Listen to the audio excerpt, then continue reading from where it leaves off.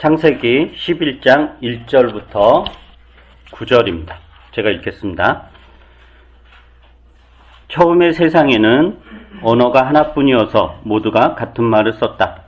사람들이 동쪽에서 이동하여 오다가 시날 땅 한 들판에 이르러서 거기에 자리를 잡았다. 그들은 서로 말하였다. 자, 벽돌을 빚어서 단단히 구워내자. 사람들은 돌 대신에 벽돌을 쓰고 흙 대신에 역청을 썼다. 그들은 또 말하였다. 자, 도시를 세우고 그 안에 탑을 쌓고서 탑 꼭대기가 하늘에 닿게 하여 우리의 이름을 날리고 온 땅에 흩어지지 않게 하자. 주님께서 사람들이 짓고 있는 도시와 탑을 보려고 내려오셨다. 주님께서 말씀하셨다. 보아라, 만일 사람들이 같은 말을 쓰는 한 백성으로서 이렇게 이런 일을 하기 시작하였으니 이제 그들은 하고자 하는 것은 무엇이든지 하지 못할 일이 없을 것이다. 자, 우리가 내려가서 그들이 거기에서 하는 말을 뒤섞어서 그들이 서로 알아듣지 못하게 하자. 주님께서 거기에서 그들을 온 땅으로 흩으셨다. 그래서 그들은 도시 세우는 일을 그만두었다. 주님께서 거기에서 온 세상의 말을 뒤섞으셨다고 하여 사람들은 그곳의 이름을 바벨이라고 한다. 주님께서 거기에서 사람들을 온 땅에 흩으셨다. 오늘 읽은 이 말씀은 우리가 이제 소위 바벨탑 사건이라고 불리는 굉장히 유명한 이야기입니다.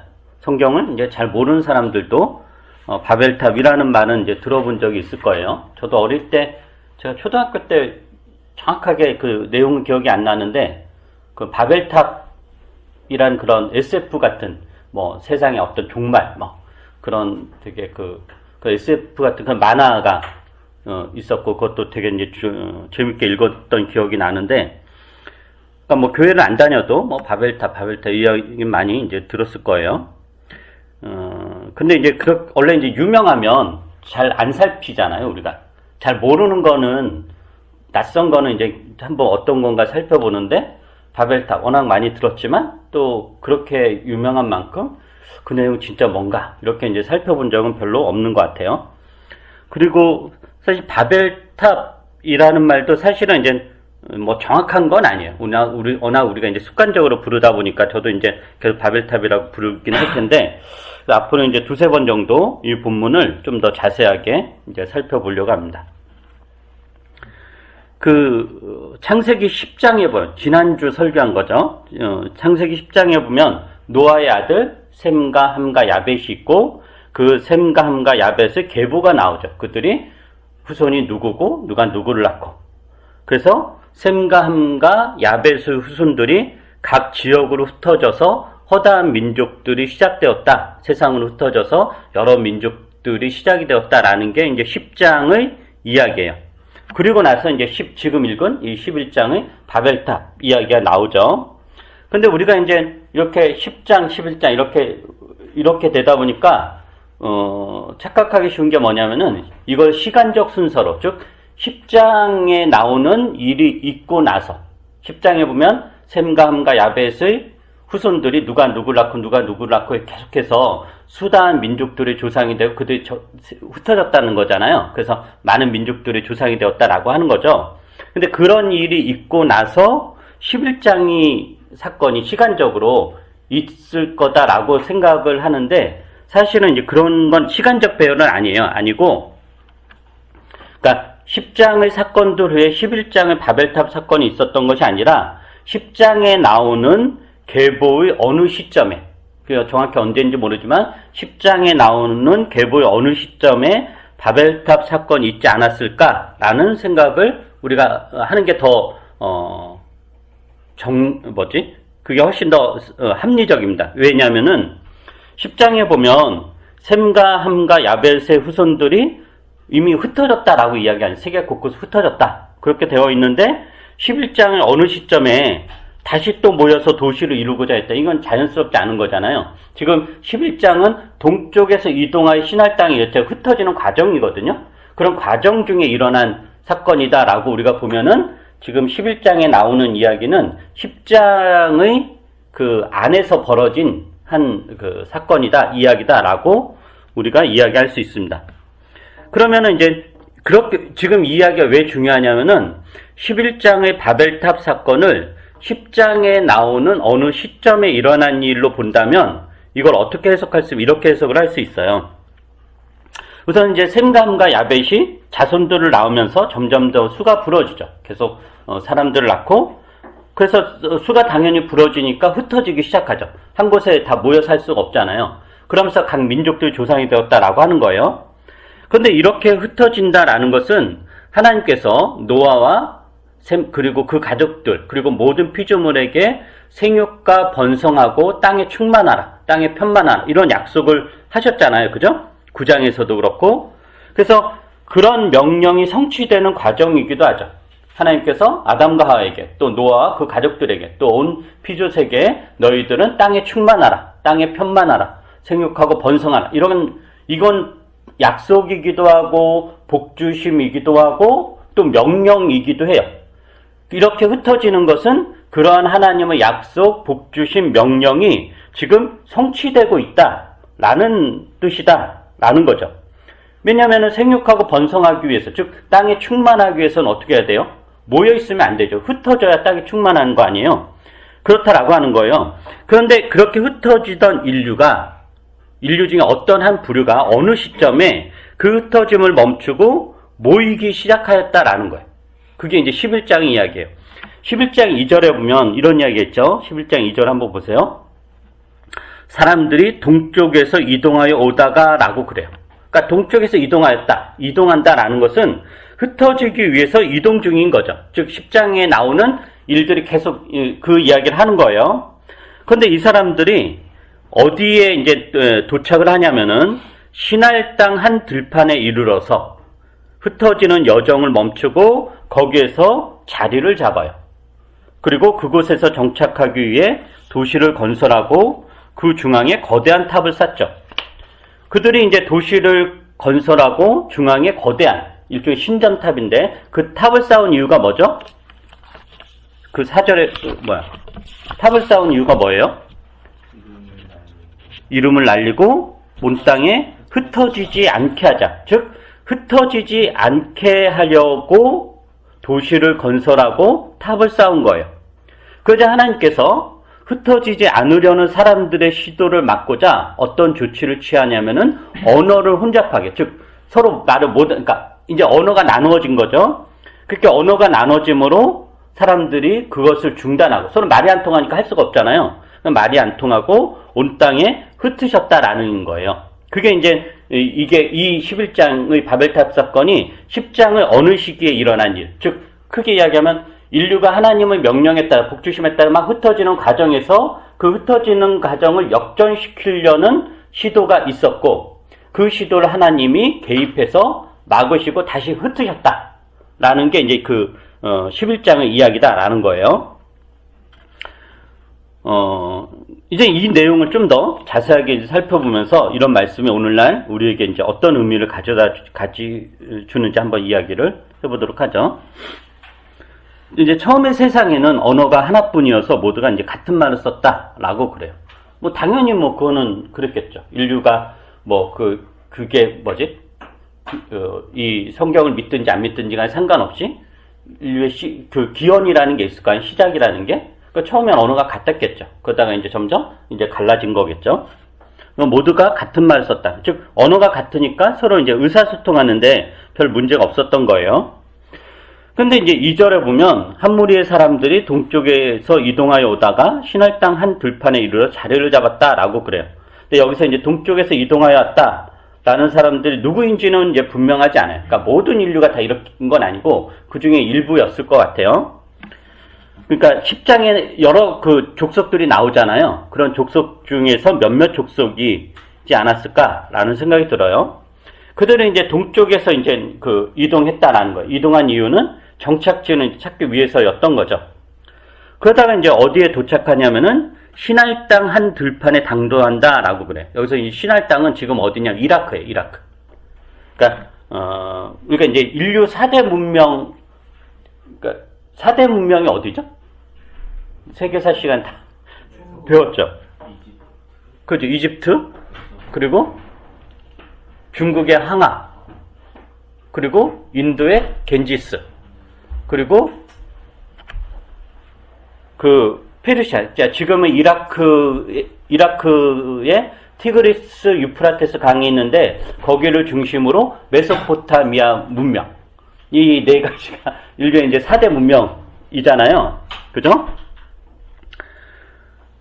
그러니까 이게 이제 인류 이제 문명은 이제 시작인 건데 이 4대 문명 중에서 가장 어디가 먼저 시작이 되었냐면은 역사학자들의 의견에 의하면은 메소포타미아 문명. 그게 지금 여기서 이야기 신할 땅이 바로 그 지역이에요. 티그리스와 유프라테스 강이 이렇게 교차해서 삼각지대가 형성이 돼 굉장히 이제 진흙이 많고 비옥한 그 땅이죠. 그 땅이 지금 신할 땅 혹은 메소포타미아 이렇게 이제 이야기를 하는 거예요. 거기에 이제 당도 도착을 하는 거죠. 그래서 거기에서 이제 뭐가 시작이 되냐면은, 그러니까 이거는 꼭 성경에 이야기한 세계사에서도 여러분 배웠지만 인류의 4대 문명이라는 것, 그러니까 그게 이제 문명의 기원이잖아요. 문명의 시작. 그러니까 문명의 시작이라는 거는 그 전에 문명이 없었다는 거죠. 그 전에 사람이 없었다는 게 아니죠. 그 전에 당연히 사람이 있고 그 사람도 먹고 살기 위해서 막 이것저것 했는데 그거를 문명 시대라고 하지 않아요. 그러니까 이 4대 문명이라는 것은 그러니까 인류 역사 뭔가 좀 어떤 전환점이 생긴 거예요. 그럼 문명이라는 것은 뭐냐면은 어떤 걸 이제 문명의 시작이다라고 하냐면은 도시가 형성된다. 도시가. 그리고 이제 농업이 발달하는 거예요. 그런 수로라든가 이런 것들이 개발이 되고 농기가 개발이 되고 해서 농업이 발달해요. 농업이 발달하니까 수확물이 되게 많아지죠. 수확물이 많아지면 이제 어떤 일이 발생하냐면 잉여 생산물이 남아요. 그러니까 잉여. 그러니까 그전에는 내가 농사를 짓는다, 고기를 잡는다는 건 그냥 우리 집 먹고 사는 걸 용도로만 된 거예요. 그러니까 그날 벌어서, 그날 잡아서, 그날 수확해서 그렇게 먹는 거죠. 그런데 이제 농업이 발달했다는 거는 자기네가 먹고 또 남는 게 생기는 거죠. 그렇게 남는 게 생기면 어떤 게 시작이 돼요? 파는 거죠. 그래서 상업이 이루어져요. 또 상업이 이루어지면 그 다음에 어떤 일이 발생하냐면은 잘 사는 사람이 생기고 못 사는 사람이 생겨요. 물론 그전에도 약간의 차이는 있었지만 이런 문명의 시작에서 잘 사는 사람과 못 사는 사람이 엄청난 갭이 생기는 거죠. 그럼 이게 더 나아가서 지배 계급과 피지배 계급이 나누어지고 그리고 사람이 많아지다 보니까 법률이 생기고 행정체계가 성립이 되고 또 이때 이제 청동이라든가 철기라든가 이런 게 이제 개발이 돼서 그런 걸로 인해서 농업이 더 확장이 되고 그걸로 또 뭐가 만들어지냐면은 무기가 만들어지고 그래서 지배 계급이 더욱더 공고해지는 이걸 문명의 시작이다라고 그래요.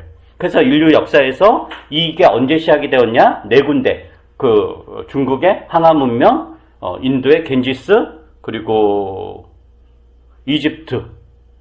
나일강을 중심으로 한 이집트 문명, 그 다음에 티그리스 유프라테스 강, 지금 이라크에 거기를 중심으로 하는 메소포타미 문명이 이제 시작되었다라고 하는 거죠. 그러면 이제 그 다음에 이제 어떤 일이 벌어지냐면은 이제 지배 계급이 이제 생긴 거잖아요. 왕족이라든가 귀족이라든가 혹은 사제 이런 계급들이 생기면서 그 지배 계급들이 자신들의 지배를 공고화하기 위해서 어떤 일이 일어나냐면은 거대한 건축물이 만들어져요. 거대한 건축물. 그래서 어느 도시 문명이든지 간에 거대한 건축물이 이렇게 있죠. 그리고 그 거대한 건축물과 더불어 도시를 형성한다라는 것은 그 도시를 그러니까 도시가 다른 말로 하면 성이에요, 성. 그러니까 시티가 이제 그 성으로도 번역이 되고 도시로도 번역이 되잖아요. 지금 우리에겐 도시라는 말이 익숙하지만 이게 원래는 이제 성이에요. 그러니까 성이라는 건 뭐냐면은 어떤 거대한 지역을 성벽으로 둘러싸는 거죠. 외부의 그 침을 막기 위해서 거대한 성벽을 둘러싸고 그 안에 신전도 있고 그 안에 왕궁도 있고 그 안에 굉장히 많은 그 사람들이 이렇게 살고 있는 게 이제 도시다라는 거 하는 거예요. 그래서 그런 것들을 건설이 문명시대에 드디어 이루어지기 시작했다. 이전에는 집을 짓는다는 건 그냥 자기네가 짓고 사는 정도였는데 수렵채집이라든가 근데 이제 도시를 이런 문명을 이루었다라는 것은 그런 일이 이제 발생을 했다라고 하는 거죠. 그리고 이제 계속해서 하는 이야기지만 그런 인류 4대 문명 중에서 가장 오래된 문명이 메소포타미아 문명이고, 그래서 2절에 나오는, 지금 창세기 11장 2절에 나오는 이 시날 땅이 메소포타미아 지역, 지금의 이제 이라크 지역이다 라는 거예요. 여기에서 이제 인류 최초의 문명이 시작이 돼요. 그래서 이 4대 문명 중에서 어디가 제일 먼저 시작이 되었냐? 여기서 이제 시작이 되었다라고 대부분 다 학자들이 이야기를 하죠. 그럼 언제 시작이 되었냐? 학자들에 따라 의견이 다른데, 어떤 사람은 기원전 7,000년, 7,000년 전에 시작되었다고 하는 사람도 있고, 어떤 사람은 한 3, 4,000년 전에 시작이 되었다라고도 해요. 그때 이제 시작이 된 거죠. 그러니까 인류 최초로. 그래서 이 메소포타미아 문명이 지금 창세기 11장에서 이야기하는 이 문명이에요. 그래서 이제 동쪽에서 이동한 사람들이 이제 시날 땅에서 정착을 했다. 메소포타미아 지역에 정착을 한 거예요. 그곳에서 이제 무엇이라고 하냐면은 한번 3절, 4절을 한번 읽어보세요, 여러분이. 3절, 이제 거기에 정착해서 어떤 이야기 하냐면은 3절, 4절 한번 시작. 그들은 서로 말하였다. 자, 벽돌을 빚어서 단단하게 구워내자. 사람들은 돌 대신에 벽돌을 쓰고 흙 대신에 역청을 썼다. 그들은 또 말하였다. 자, 도시를 세우고 그 안에 탑을 쌓고서 탑 꼭대기가 하늘에 닿게 하여 우리의 이름을 날리고 온 땅 위에 흩어지지 않게 하자. 네, 여기서 이제 어떤 이야기, 돌 대신에 벽돌을 쓰고 흙 대신에 역청을 사용하자라고 그래요. 그리고 우리가 도시를 세우고 성을 세운다는 거죠. 도시를 세우고 그 안에 하늘 꼭대기까지 탑을 쌓아서 온 땅에 흩어지지 않게 하자라고 그래요. 이게 이제 문명의 시작이에요. 돌 대신에 벽돌을 쌓고 흙 대신에 역청을 사용했다라는 것은 건축술의 발달이에요. 기술의 발달인 거죠. 이로 인해서 거대한 건축물을 지을 수 있게 되었어요. 이전에는 집을 짓는다라고 하면은 돌이 이제 여기저기 흩어져 있을 거 아니에요? 뭐 모양이 뭐 세모란 그 세모 모양의 돌도 있고 삐뚤빼뚤 뭐 여러 가지 돌들을 그냥 그 돌들을 이렇게 모아서, 지금의 우리가 제주도에 가면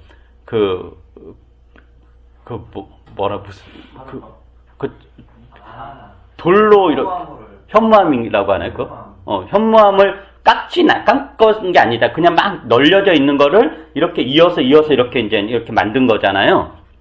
그런 식으로 집을 지을 수밖에 없었던 거죠. 그리고 이제 그렇게 하고 나서 그거를 좀 이제 붙이려면 이제 진흙을 이겨서 이렇게 했던 거예요.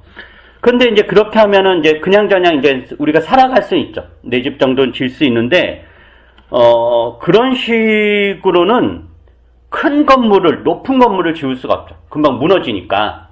그래서 그런데 벽돌을 만들고 그 벽돌을 단단하게 붙이는 수단으로 진흙이 아닌 역청을 사용함으로 드디어 수십 미터 높이 혹은 수백 미터 높이의 건물을 쌓을 수 있게 된 거예요. 그러니까 기술이 발달한 거죠.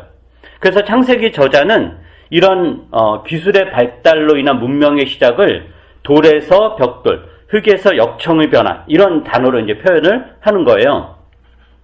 그리고 이런 기술을 포함한 문명의 발달은 어떻게 보면 생육과 번성을 이루기 위해 필수적으로 필요한 거죠. 문명이 이제 나쁜 게 아니잖아요. 생육과 번성을 이루기 위해서는 우선적으로 풍부한 식량이 필요하잖아요. 원래 그러니까 식량이 부족하면 출산율도 현저하게 떨어지거든요. 근데 식량이 풍부하면 출산율이 높아지. 그건 뭐 동물도 마찬가지고.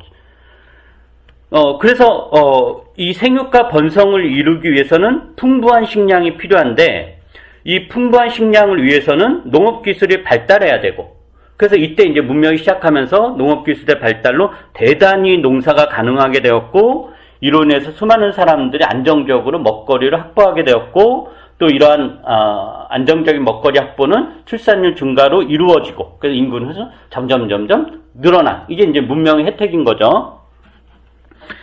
근데 이제 또 한편으로 이런 문명의 발달이 부정적인 면도 있는데, 어떤 면이 있었냐면은, 그 전까지는 내가 농사를 짓는다, 물고기를 잡는다, 혹은 뭐 그릇을 만든다 할 때 그건 자기네가 쓰는 정도, 그리고 조금 남으면 옆집 정도 주는 정도로 했단 말이에요. 근데 이제 대량 생산이 이루어지면서 아까도 말했듯이 잉여 생산물이 상당수 발생을 해요. 그것으로 인해서 이제 매매가 이루어지고, 그것으로 인해서 불을 축적하는 사람들이 생겨나고, 또한 청동이라든가 철기 등의 그런 만드는 기술의 발달이 되다 보니까 이제 전쟁이 치명적인 전쟁이 되는 거예요. 예전에는 전쟁이 돌을 던지는 거였다면, 겨우 돌 깎아서 이렇게 하는 거였다면, 이제는 철기를 가지고 무기를 삼아서 전쟁을 하니까 그 피해가, 예전에 돌 맞으면 그냥 여기 아픈 정도잖아요.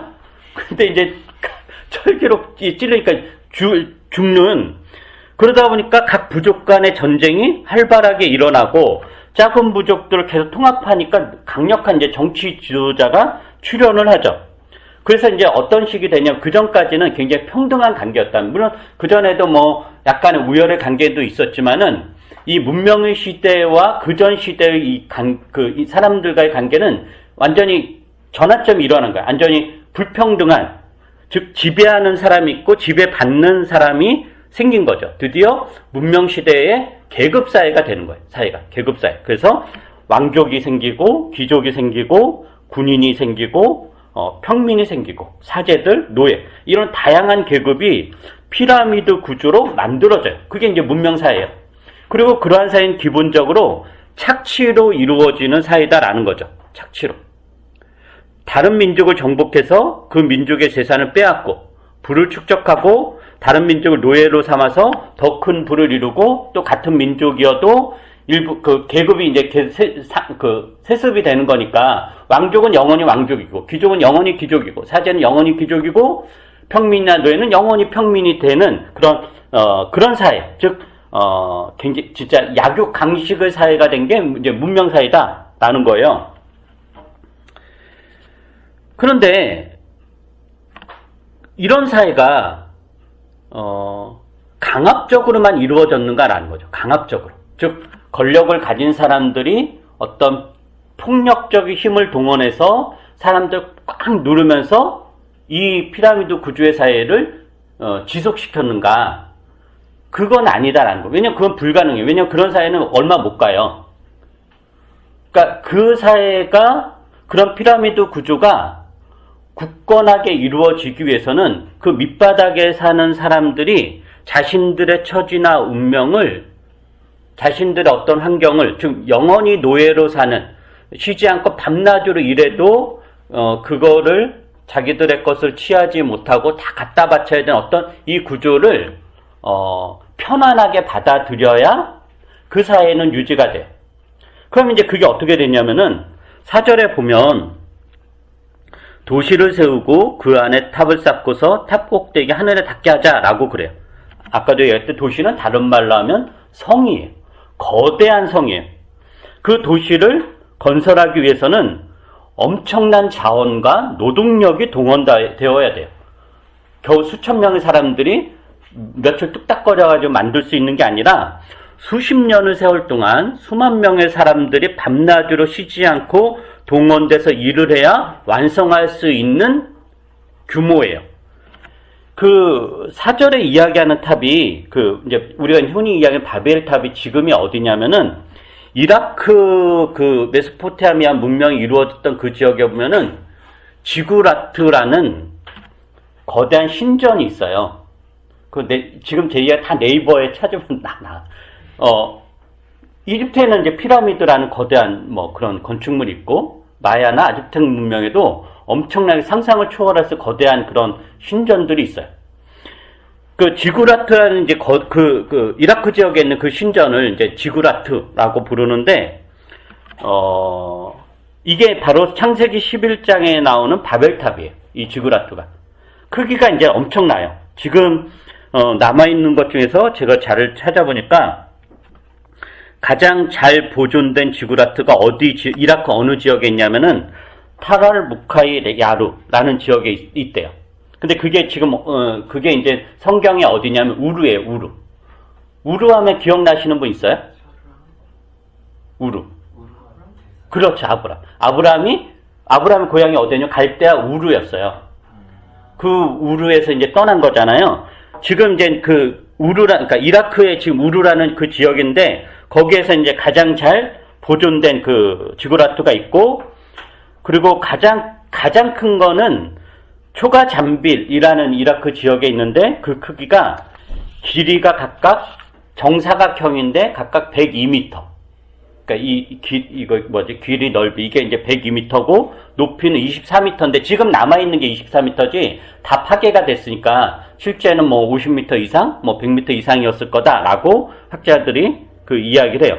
근데 그런 지구라트가 지금 한두 개가 있는 게 아니라 지금 남아 있는 것만 해도 한 25개인가 그렇게 된다라고 그래요. 그러니까 실제로는 더 엄청나게 많았을 거 아니에요. 그리고 그 규모도 강대해서 이게 지금 거의 뭐 기원전 3, 4천년. 그러니까 지금이 기원은 2000년이니까 따지면은 지금으로부터 6000년 전 혹은 7000년 전에 이루어졌던 그게 지금도 남아있는 게 지금도 남아있는데 그 정도의 엄청난 규모라면 그때는 규모로 따지면 정말 말도 안 되게 컸겠죠. 그죠?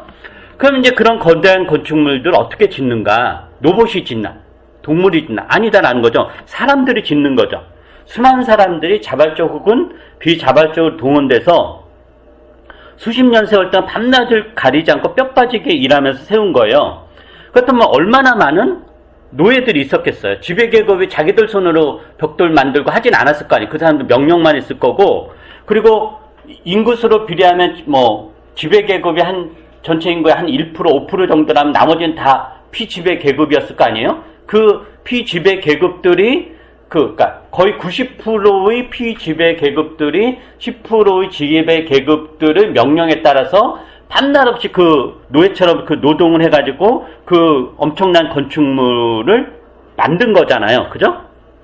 그러면 그 건축물을 만들었을 때 이 사람들이 무조건 폭력적인 상황에서 동원돼서 만들었는가? 그렇지 않았다라고 하는 거죠. 그래서 이런 맥락에서 우리가 이제 3절, 4절의 말을 이렇게 해석할 수 있어요. 다시 한번 여러분들이 3절, 4절을 한번 읽어보세요. 3절, 4절 시작. 그들은 서로 말하였다. 자, 벽돌을 빚어서 단단히 구워내자. 사람들은 돌 대신에 벽돌을 쓰고 뼈 대신에 역청을 썼다. 그들은 또 말하였다. 자, 도시를 세우고 그 안에 탑을 쌓고서 탑 꼭대기가 하늘에 닿게 하여 우리의 이름을 날리고 온 땅 위에 흩어지지 않게 하자.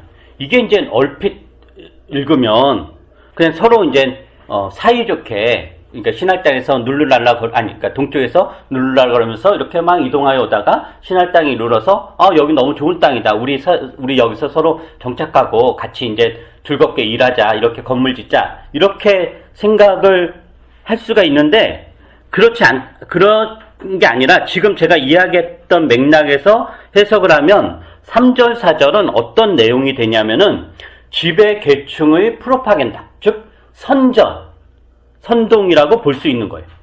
무슨 말이냐면은 이때 이미 계급사회가 형성이 되었고 지배계층은 그들의 지배를 더욱더 굳건하기 위해서 도시를 세우고 그 도시 안에 있는 모든 사람들을 통일해야 되잖아요. 자기들 말을 잘 듣게 해야 되죠. 그럼 자기들 말을 잘 듣게 하기 위해서 가장 설득력 있는 장치가 뭐냐면은 종교적 장치예요. 종교적. 그래서 거대한 신전을 만들기로 해요. 근데 이 거대한 성곽과 거대한 궁궐과 이 거대한 신전을 만들기 위해서는 수많은 인력과 자원이 필요하고 이 수많은 자원과 인력을 강압적으로 강제적으로만 할 수는 없어요. 그런 한계가 있죠. 그럼 자발적 참여가 필요한 거죠. 스스로 가지고 있는 재산 내놓고 스스로 열심히 일하는 어떤 자발적 참여가 필요한 거예요. 즉 억지로만 이 거대한 사업을 진행할 수 없다라고 하는 거죠. 즉 자발적으로 할 수 있는 동기가 필요한데 그래야 이 거대한 건축 사업을 순조롭게 이룰 수 있는 거죠. 그래서 당시 지배 계층은 당시 어떤 종교 지도자, 사제들이죠. 그들을 통해서 이 거대한 사업의 정당성을 사람들에게 피력하는 거죠. 즉 우리가 이곳에서 도시를 세우고 그 도시의 중앙에 우리가 모시는 신을 위한 신전을 만들어야 된다. 그 탑을 어느까지? 우리가 믿는 신이 계시는 그 하늘 꼭대기까지 닿게 해서 우리가 신의 은총을 모셔야 된다. 이 탑에서 우리는 우리를 보호하고 풍요를 가져다 주는 신을 만날 수 있다. 이 신은 우리에게 생육과 번성을 가져다 줄 것이다. 우리가 밤낮으로 쉬지 않고 일하는 것은 우리의 위대한 신을 위한 것이다. 이 탑을 쌓지 않으면, 이 성곽을 건설하지 않으면 신은 우리에게 노할 것이다. 우리가 번영하기 위해서, 우리의 자녀가 대대손손 번영하기 위해서는 이 탑을 쌓는 운명을 영광스럽게 받아들이고 기쁜 마음으로 참여해야 된다. 그러기 위해서 우리는 불평불만하지 말고 똘똘 뭉쳐서 기쁜 마음으로 이 도시와 이 신전탑을 완성해야 된다. 이게 복된 길이다 하는 게 바로 3절 4절의 이야기인 거예요. 3절 4절. 그러니까 3절 4절은 소수의 지배계층이 다수의 민중들을 현혹하는 일종의 이데올로기, 그런 선전선동인 거죠. 그러니까 우리가 너희들을 다스리는 것은 하늘이 정해준 운명이다. 왕족인 우리들은 하늘이 정해준 거다. 노예인 너희들도 하늘이 정해준 거다. 너희들은 우리를 섬겨야 된다. 이게 신의 뜻이다. 그렇지 않으면 신이 노할 것이다. 태어날 때부터 하나님은 사람들의 운명을 정했고 다들 그 운명에 복종하며 살아야 된다. 너희들이 뼈 빠지게 일하면서 이 신전을 건축하는 것은 신이 너희들에게 정해준 운명이기 때문에 그렇게 하는 것이 너희들의 본분이고 행복하게 사는 길이고 나중에 신으로부터 큰 복을 받을 것이다 라는 식의 선전을 하는 거죠. 그리고 그런 선전에 다 넘어가는 거죠. 그래서 그 노예의 운명을 이게 우리의 길이야 라고 스스로 받아들이는 거죠. 특히 권력을 독점하는 체제에서 이러한 이데올로기는 굉장히 필수적이고 고대 사회에서 이런 이데올로기를 담당했던 사람들이 누구냐? 사제들인 거죠. 근데 그거는 그 메소포타미아 문명이 아니라 모든 사대 문명이 다 그랬고 그 이후에 이루어지는 모든 문명도 다 그런 거죠. 대표적인 예로 지금도 인도는 카스트 제도가 공식적으로 폐지됐지만 지금도 있잖아요. 근데 그게 유지되는 이유가 뭐겠어요? 그 카스트제 4계급으로 이루어지는데 그 밑에 있는 사람들이 나 이거 못하겠다고 들고 일어나면 그거 없어져요. 근데 그 사람들이 그렇지 못해요. 왜? 신이 정해준 운명이니까. 이걸 벗어난다는 건 있을 수 없는 일이죠. 그러면 왜 이게 신이 우리에게 정해준 운명인가? 왜 이런 정말 밑바닥 생활을 하는 게 신의 뜻? 이미 세뇌가 된 거죠. 그런 식으로. 그것에 대해서 의문을 품을 수 없으니까 그 체제를 그대로 유지할 수 있는 거예요. 그게 바로 3절 4절에 나오는 이야기인 거예요. 3절 4절. 그러니까 3절 4절이 서로 협력해서 야 우리 이런 게 만들니까 아니라 지배계층이 피지배계층에게 주는 어떤 선동이다 라는 거죠. 그 4절에서 보면 다시 4절을 보면 우리의 이름을 날리고 라고 그래요. 여기서 우리의 이름을 날리고는 다른 말로 하면 생육과 번성이에요. 하나님이 사람들의 복 주신 생육과 번성. 그러니까 이 생육과 번성은 하나님의 뜻인 거죠. 사람을 비롯해 모든 피조물이 생육과 번성, 즉 이름을 날려야 돼요. 그런데 그래서 이름을 날린다, 생육과 번성, 이거 자체는 아무 문제가 없어요. 그런데 하나님이 약속하신 이 생육과 번성을 이루는데 그것을 하나님이 요구하시는 방식, 즉 하나님이 채택한 방식이 뭐였냐면은 온 땅에 흩어지는 거였는데 이들은 그 방식을 거절하고 온 땅에 흩어지지 않게 하는 것으로 이 생육과 번성을 이룬 게 이제 문제인 거죠. 그럼 이게 어떤 의미냐면은 그 하나님이 약속하신 생육과 번성을 이루기 위해서 하나님 채택한 방식은 흩어지는 거예요. 흩어지는 거. 이 흩어진다라는 것은 뭐냐면은 하나님의 사랑과 은혜가 계속 어디 고정되어 있지 않고 계속 흘러간다라는 의미예요. 즉 하나님의 백성들이 하나님의 사랑과 은혜를 독점하고 그것을 자기들의 것으로만 여기는 것이 아니라 그 사랑을 넘치게 하는 것, 그것을 흘러가게 하는, 그게 이제 흩어짐의 의미인 거예요. 그런데 이제 신할 평지에 정착한 사람들은 이러한 흩어짐을 거부하고 그곳에서 거대한 도시를 건설하고 거대한 신전탑을 쌓으면서 신의 뜻을, 하나님의 뜻을 일부 사제들, 일부 그 권력자들이 독점을 해요. 하나님의 뜻을 꼭꼭 숨겨놓고 특권 계층만을 위한 하나님으로 만들어버리죠. 그리고 그들은 그곳에서 일부만 접근할 수 있는 신성한 장소, 즉 탑이죠. 거대한 신전탑을 만들고 그리고 다른 부족을 공격해서 노예로 삼고 그것을 하나님의 뜻으로 선전하는 거예요. 이게 온 땅에 흩어지지 우리가 않게 하자라는 그런 말의 의미인 거죠. 그러니까 일부 계층이 부와 권력과 지식을 독점하고 그것을 신의 뜻으로 포장해서 대부분의 민중들은 착취의 대상이 되는 것, 그리고 그것을 대부분 민중들이 너무도 당연하게 받아들이는 것, 이게 이제 흩어지지 않는 것의 의미인 거예요. 이것을 오늘날 적용하면 이렇게 적용할 수도 있어요. 오늘날 사람들, 뭐 옛날이나 뭐 지금도 다 마찬가지지만 다 끼리끼리 모이잖아요. 수준에 따라. 이 표현이 좀 애매한데. 그러니까 전에 했던 드라마 스카이캐슬이라는 드라마에서 나왔듯이 권력과 부와 지식을 가진 사람들은 그들끼리 더 뭉치죠. 즉 흩어지지 않는다라는 거예요. 각종의 사교 모임이라든가 동호회 등등의 이름으로 굳건하게 뭉쳐요. 자기들끼리 정보를 독점하고 교환하고 이득을 취하죠. 그러니까 부와 명예와 권력을 위해서 더욱 똘똘히 뭉쳐지는 거예요. 그러니까 흩어지지 않는다라는 거죠. 그들에게 이렇게 흩어진다라는 거 죽음보다 더 큰 악몽일 거예요. 그러니까 이제 권력을 가진 사람들은, 부자들은 모여 살죠. 그들만의 어떤 성각을 형성하면서. 그리고 이런 건 빈부격차가 더 심한 나라일수록 훨씬 더 이렇게 심하죠. 그러나 하나님 나라의 백성은 뭐냐? 흩어짐이다라는 거예요. 흩어진다라는 것은 사람과 사람 사이 경계를 허물고 서로 받아들이고 이웃을 함대한다라는 의미입니다. 그럼 예수님이 오셔서 한 일이 뭔가? 신약으로 넘어가서 그 경계를 허문 건데 마태복음 한 9장을 볼까요? 마태복음 9장.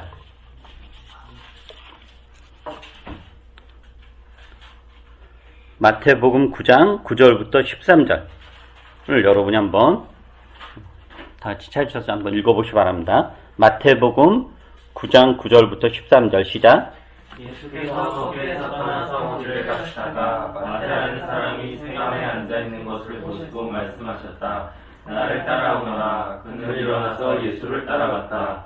예수께서 집에서 음식을 드시는데 많은 세리와 죄인이 와서 예수와 그 제자들과 자리를 같이 하셨다. 바리새파 사람들이 이것을 보고 예수의 제자들에게 말하였다. 어찌하여 당신네 선생은 세리와 죄인과 어울려서 음식을 드시오.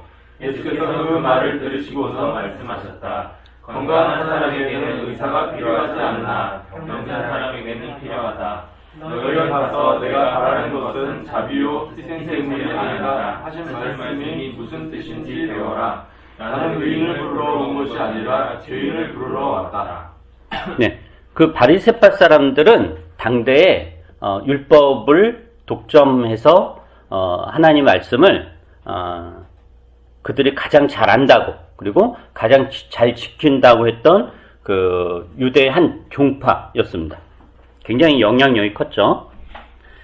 근데 그들이 하나님의 말씀을 지키는 방식은 뭐였냐면은 자신들과 타인을 구별하는 방식이었습니다. 자신들과 타인 사이에 큰 벽을 세워놓고 그들이 자기들에게 접근하지 못하도록, 우리들은 거룩한 하나님의 백성들이야. 우리는 온전히 하나님의 말씀을 순종하는 의로운 사람들이야.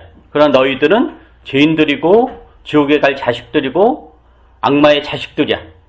너희들이 우리한테 오면 절대로 안 돼. 하면서 그들의 굉장히 높은 벽을 이제 세워놓은 거죠. 우리만 하나님의 뜻을 알 수 있다. 우리가 저 인간들과 같이 있다가는 우리도 더러워진다. 그러니까 저희들을 계속적으로 우리의 세계에서 몰아내야 된다. 추방해야 된다. 라는 게 이제 바리새파 사람들이 하나님의 말씀을 지키는 방식이었던 거예요.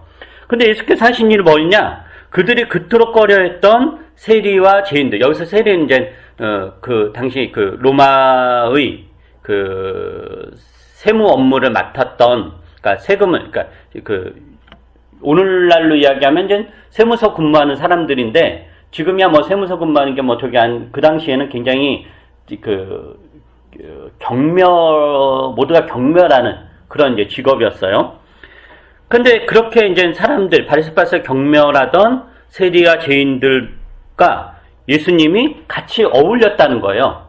같이 밥을 먹고 술을 마시고 즐겁게 이야기하고 같이 이렇게 놀았다라고 하는 거죠. 그러니까 이제 이 바리새파 사람들이 놀래가지고 그것에 대해서 뭐라고 하니까 예수님이 하는 말씀이 나에게 필요한 사람들은 너희들은 이 사람들이다 라고 했던 게 지금 이야기인 거예요.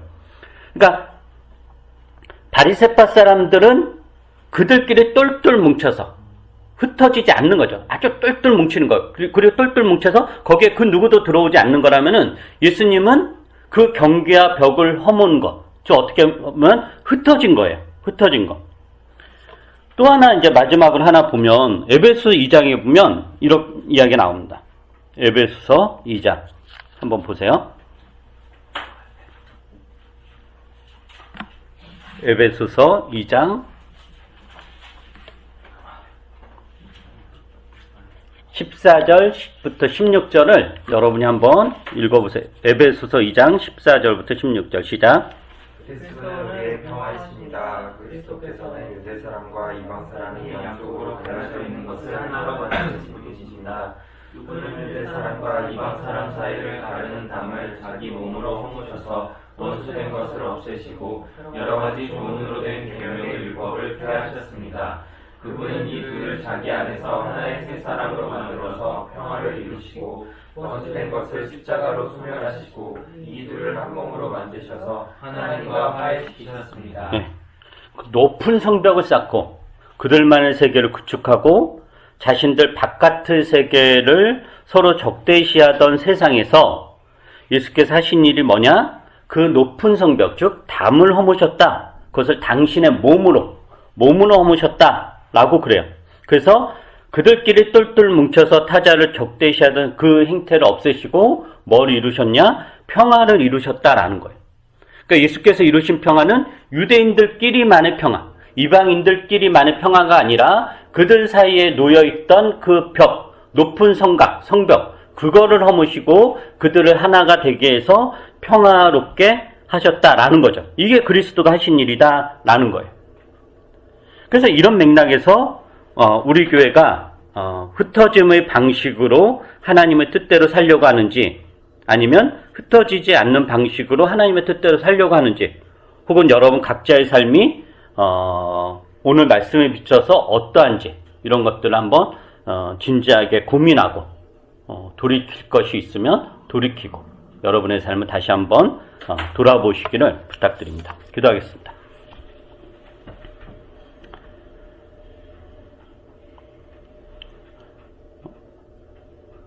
흩어짐의 방식으로 생육과 번성이라는 하나님의 복주심을 이루어 가야 되는 사람들이 그들의 욕심으로 인해서 더 이상 흩어지지 않고 그들끼리만의 성을 구축하고 타인을 배제하고 적대시하고 오히려 착취하고 빼앗는 것으로 자신들의 성을 더욱더 굳건히 쌓는 그런 세상 체제를 하나님께서 심판하시고 그런 세상을 허물어뜨리시고 진정한 평화를 이루기 위해서 우리에게 예수 그리스도를 보내셨습니다. 우리가 그 예수 그리스도를 따르는 하나님 백성들로서 우리 삶을 다시 한번 보게 됩니다. 우리가 우리 안에 갇혀서 우리만의 성을 쌓고 그것만 보호하기 위해서 애를 쓰지는 않는지 아니면 우리에게 있는 성벽을 벽을 허물어서 이웃과 더불어 살아가려고 하는지 이런 것들 오늘 말씀을 통해서 다시 한번 돌아보게 됩니다. 주께서 사랑하시는 교회가 이런 맥락에서 흩어지는 교회가 되게 해주시고 또 성도들이 이런 맥락에서 흩어지는 성도들이 될 수 있도록 그래서 하나님의 뜻이 이 세상 곳곳에 퍼져나갈 수 있도록 은혜를 베풀어 주시옵소서. 감사드리며 예수님 이름으로 기도합니다. 아멘.